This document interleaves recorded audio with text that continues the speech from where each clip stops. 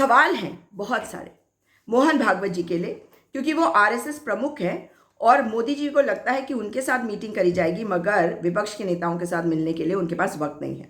अब सवाल ये उठता है कि मोहन भागवत जी, जो अपने आप को राष्ट्रवाद का स्वयंभू न जाने क्या समझते हैं, हिंदुत्व का स्वयंभू न जाने क्या समझते हैं, वो बताए कि क्या इस सीज फायर से वे खुश है। क्योंकि जो राइट विंग ट्रोलर्स हैं भाई, उनके स्वयंभू भी आप है ना। तो ये जो पूरा का पूरा माहौल बनाया हुआ है, इस मरकज के सबसे ऊपर वाले व्यक्ति तो आप ही हैं। इसलिए जिल्ले इलाही आपको बताना होगा कि क्या आप पूरी तरह से सहमत है इस सीज फायर का जो निर्णय लिया गया। क्योंकि भाई ट्रोलर्स जो है वो तो खुश नहीं लग रहे।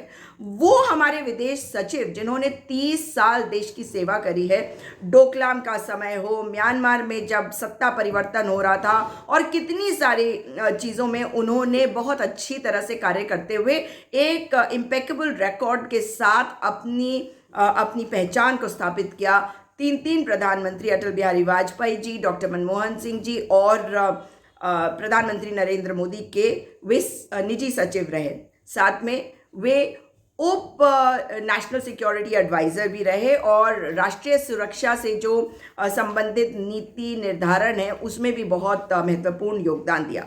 लेकिन हम जानते हैं कि इस वक्त आप कुर्सी पर हैं भाई, पता नहीं क्या होगा कब होगा, लेकिन परिवर्तन तो शाश्वत है और इससे हम झुटला नहीं सकते। जिस वक्त हमारी सेना इतनी मजबूती से काम कर रही थी और जो टेरर लॉन्चिंग पैड्स हैं, जो टेरर कैंप्स हैं, आतंकवाद के जो कैंप्स हैं, उनको ध्वस्त कर रही थी, उस वक्त हमें क्या करना चाहिए था? देश को एक रहना चाहिए था और सेना का मनोबल, अपने अधिकारियों का मनोबल बढ़ाना चाहिए था। लेकिन अगर जो वो चिड़िया है ना, वो एक्स वाली, वो चिड़िया जो है जिस तरह से वो उड़ गई, कहाँ गई पता नहीं, क्योंकि वहीं से डोनाल्ड ट्रंप का मैसेज आया और उन्होंने बताया कि उनकी मध्यस्थता के कारण हमारे यहाँ युद्ध विराम हुआ। आप जानते हैं कि युद्ध विराम यानी कि सीज फायर का किस तरह से उल्लंघन हुआ, और ये पता चल गया कि जो कह रहे थे कि हम तो फायर हैं, वो तो सीज फायर निकले।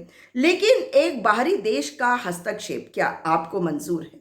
मैं आपसे जानना चाहती हूँ, ये जानना चाहती हूँ कि एक तरफ ब्रीफिंग्स हो रही हैं और कि सब कुछ अब बंद हो जाएगा, फायरिंग बंद हो जाएगी, फिर सीज फायर का वायलेशन हो रहा है, सो कॉल्ड सीज फायर का, और हमारी फौज ने जिस वक्त पाकिस्तान को इतनी बुरी स्थिति में पहुंचा दिया था, बुरी तरह से हरा दिया था, तब क्या हो रहा था, क्यों ये सब हो रहा था, और आज फिर से जो कभी बता रहे हैं कि 1000 और 1500 साल से पाकिस्तान और हिंदुस्तान का मसला चल रहा है, कुछ भी बोल रहे हैं डोनाल्ड ट्रंप, उनको सीधा जवाब देने की क्या ज़रूरत नहीं है। वो ये भी कह रहे हैं कि व्यापार करना है तो जी युद्ध विराम करो, और मैंने हस्तक्षेप करके ये युद्ध विराम कराया, और यहाँ पे न्यूक्लियर आर्म्स की भी बात बोल रहे हैं। तो अजब गजब की बात कर रहे हैं। तो मुझे लगता है कि आपको भी आगे आके बोलना चाहिए, और क्योंकि आपका पक्ष अभी तक पता नहीं चला, प्रधानमंत्री जी का भी नहीं पता चला, लेकिन ये पता चलना चाहिए और जो पूरा देश है इस वक्त एकजुट दिखना चाहिए। विपक्ष हो, पक्ष हो, सत्ताधीन जो लोग हैं, या आप हैं, या सिविल सोसाइटी, सब एक साथ कैसे आएंगे? सबसे पहले आपको निर्देश देने चाहिए भारतीय जनता पार्टी को कि अपनी ट्रोलर की जो आर्मी है उसको काबू में करे। अब ये तो सोची समझी रणनीति के तहत विक्रम मिस्री और उनके परिवार को टारगेट किया गया, क्योंकि सीज फायर से नाराज हो रहे हैं भारतीय जनता पार्टी के लोग भी, और टारगेट करा जा रहा है उस व्यक्ति को जो केवल सरकार के निर्णय के बारे में आके अवगत करा रही है देश की जनता को, दुनिया को, प्रेस ब्रीफिंग के माध्यम से। अब जब हम बात करते हैं युद्ध की, तो कोई आदमी नहीं चाहता कि भाई युद्ध हो, कोई व्यक्ति नहीं चाहता कि युद्ध हो, लेकिन अगर हम इस तरह से करेंगे तो हमारी जो फौज है कि कभी सीज फायर, कभी कंटिन्यू, कभी कुछ, तो उनका भी तो जो मोराल है वो डाउन होगा। तो इससे बचना भी चाहिए। लेकिन देश की सेना दुश्मन के दांत खट्टे करने को पूरी तरह से हमेशा तैयार रहती है।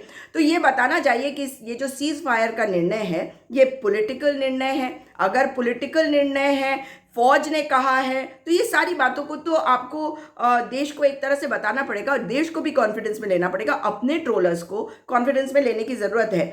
अगर हम बात करते हैं अपनी फौज की, तो कहा जाता है कि जी फौज को फ्री हैंड दे दिया गया, फौज को फ्री हैंड दे दिया, फिर उसके बाद वो अमेरिका वाले बोल रहे हैं कि जी मैंने हस्तक्षेप करके बंद करवा दिया और 1500 साल से हो रहा, जो भी बातें वो कह रहे हैं। तो ये चीज़ को समझना चाहिए कि जो ये सीज फायर हुआ है ये किन कारणों से हुए, क्या इसके grounds for the cease fire आधे पर्सनल और आधे पॉलिटिकल, और जो देश की सेना का योगदान है, जो देशवासियों की भावनाएं हैं, इस वक्त पूरा देश इतने सालों के बाद एकजुट खड़ा था अपनी सरकार के पीछे। तो आपको भी बताना चाहिए कि जिस वक्त मौका भी था, दस्तूर भी था, और पाकिस्तान ने यह मौका दिया था पहला प्रहार करके आतंकवादी घटना जो करी उन्होंने, और भर्त्सनीय घटना, तो हमने जब कदम बढ़ाए थे तो कदम को रोक क्यों दिया, ये समझ में नहीं आया। अगर याद कराऊं तो वो जो झांसी वाली रानी थी ना, उसी की तर्ज पर हमारी लौह महिला इंदिरा गांधी थी। उनके बारे में बात बहुत करी जाती है, मगर क्या उनकी तरह पाकिस्तान को इस वक्त सबक नहीं सिखाया जाना चाहिए था? मोहन भागवत जी को बताना चाहिए कि जो बातें कही जाती हैं संसद में, क्या उनका कोई मायने होता है? जब संसद में खड़े होकर देश के गृह मंत्री अमित शाह जी ने कहा था कि ये अग्रेसिव क्यों हो रहे हो, बोल रहे हम अग्रेसिव होंगे क्योंकि पाक अधिकृत कश्मीर को हम वापस लेके छोड़ेंगे। तो कश्मीर तो हमारा है ना, तो ये तो द्विपक्षीय वार्ता होनी चाहिए थी, और हम पर पहला प्रहार किया गया। तो हमें प्रहार उनके ऊपर अगर करना था तो इसलिए क्योंकि उन्हें सबक सिखाना था, और उनको एक बार को बताना था कि इस बार पाक ऑक्यूपाइड कश्मीर हम लेके छोड़ेंगे। तो ये कहाँ पे क्या हुआ, इसके बारे में क्या आपको बताने की ज़रूरत है? मोहन भागवत जी, आपका मत क्या है? अपने ट्रोलर्स को बताइए और देश में शांति स्थापित करिए, क्योंकि समय तो आता और जाता है, और परिवर्तन, जैसा कि मैंने कहा, शाश्वत नियम होता है। कहीं ऐसा ना हो कि आप 100 साल मना रहे हैं, उसके बाद अगले 100 साल लग जाए आपको दोबारा से खड़े होने के लिए।